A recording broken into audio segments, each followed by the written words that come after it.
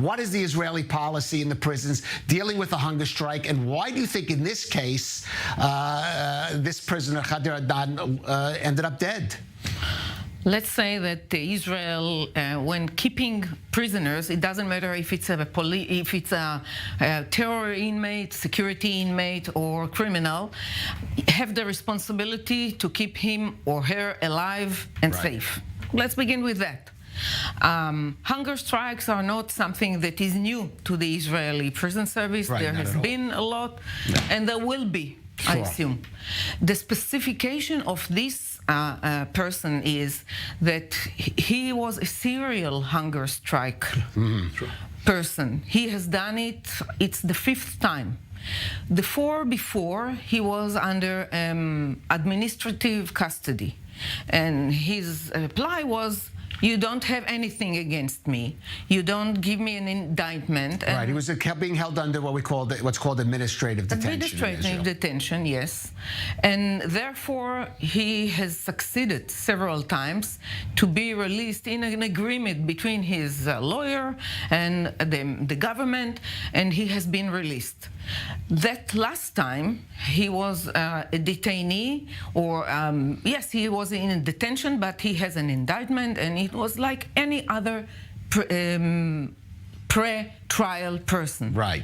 And so the situation is different. He couldn't ask for being released because of that. So he decided that he's going on a hunger strike. He has been explained several times of the consequences and the risks by the prison service, medical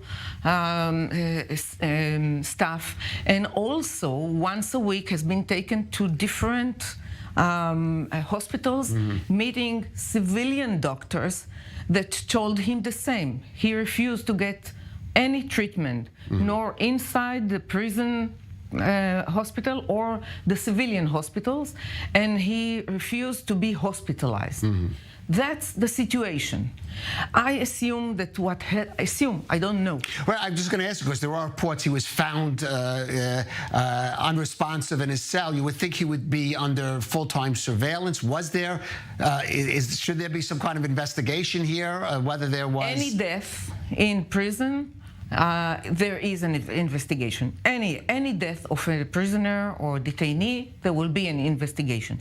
But what you're asking is how come they didn't see? Or should something more have been done in this case, just from the facts that you know? I would say that if they knew that the situation is so critical, they would have taken him into the hospital, whether he likes it or not.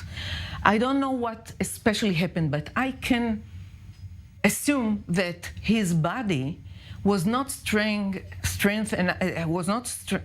enough like any other 44 years old person because of his hunger strikes. So maybe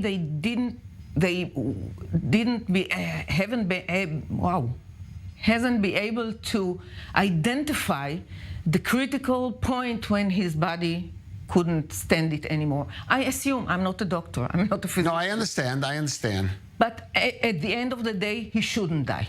Let's begin with that. At the end of the day, and as to my personal experience, and I would think that in that situation, when there is a real risk for his life, there is an ethical committee that should decide whether to feed him by force. Right, forcefully feed him. Yes. And that has been an issue of debate.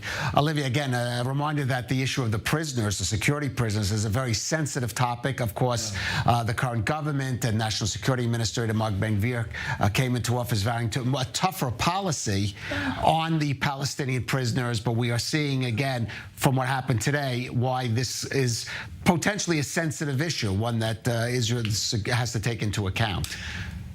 I would say that now, tonight, we are already after this incident, even if it's a not good incident for us. But this man wanted to die.